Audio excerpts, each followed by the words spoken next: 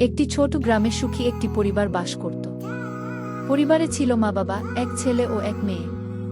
প্রতিদিন তারা সকলে একসাথে সকালে উঠে হাসি মুখে নাশতা করত, পরদিনের পরিকল্পনা করত এবং একে অপরকে সহায়তা করত।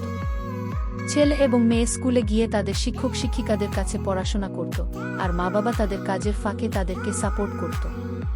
একদিন ছেলে তার ছোট বোনকে বলল, তুমি জানো না, আমি আজ স্কুলে সবচেয়ে ভালো রেজাল্ট পেয়েছি। মেয়ে হাসি দিয়ে বলল, তুমি তো খুব ভালো, আমি চাই তোমার মতো আমি থেকেও ভালো কিছু করতে পারি। মা-বাবাও খুশি হয়ে তাদের সাফল্য উদযাপন করলেন। রাতে একসাথে বসে তারা চমৎকার খাবার খেয়ে গল্প করত এবং সবাই একে অপরকে আরও ভালো করার জন্য উৎসাহিত করত।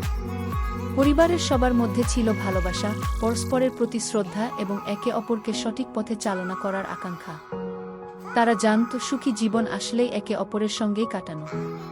এভাবেই একটি ছোট সুখী পরিবার প্রতিদিন একে অপরের